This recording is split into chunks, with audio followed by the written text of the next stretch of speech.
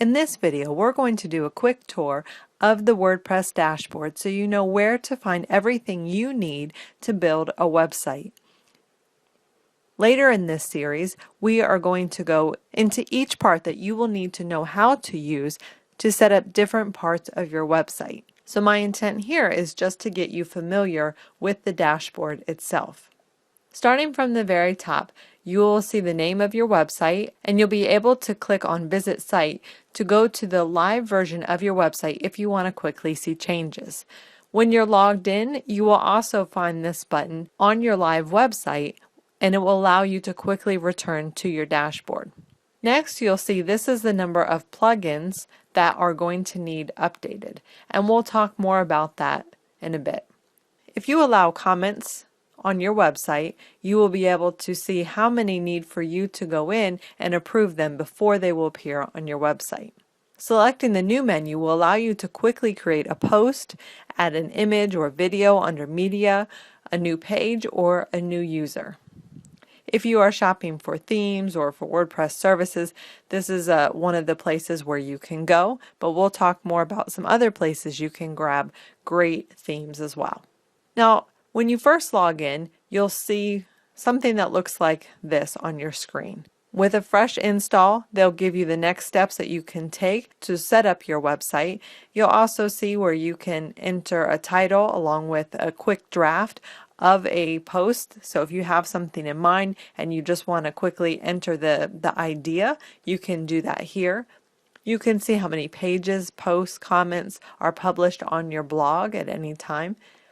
But if you want to customize the way your dashboard looks, you can do so by clicking on Screen Options, and you can select or deselect what you would like to have appear on your dashboard. You can also drag and drop them into any order that you'd like them to appear.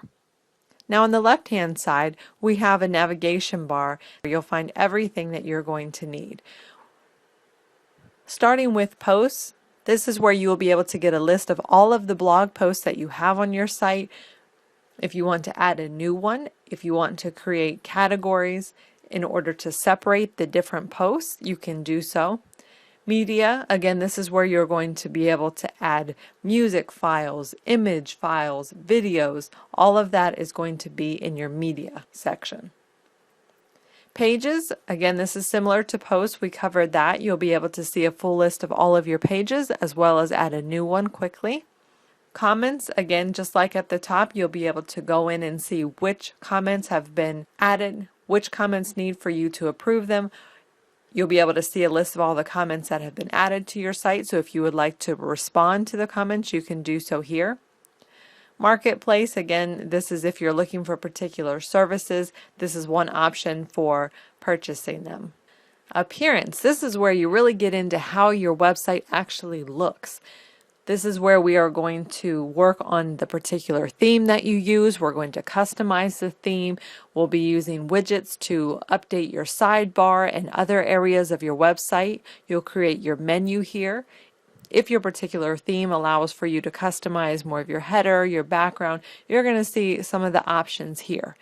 Once you install a theme, whether you select a free or a paid theme, you'll often find the theme customization options listed under this appearance menu. So we'll be coming back here. Plugins, again, this is what is going to add the functionality to your site. This is another fun section. So if you're going to add a shopping cart or an appointment calendar or a contact form, a Facebook like box, all of those things that add functionality to your website, you'll be able to install new plugins. You'll be able to see what plugins you already have. You'll be able to update the settings or delete the plugins that you no longer need. Users, if you will be having a multi-author website, this is where you can go to create multiple users and give them specific permissions. Tools isn't something you probably won't use too often, but we will cover that in a future section as well.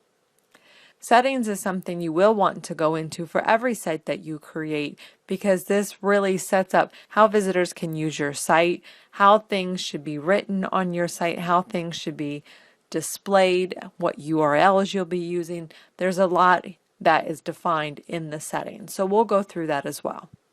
So this was a quick overview of the WordPress dashboard.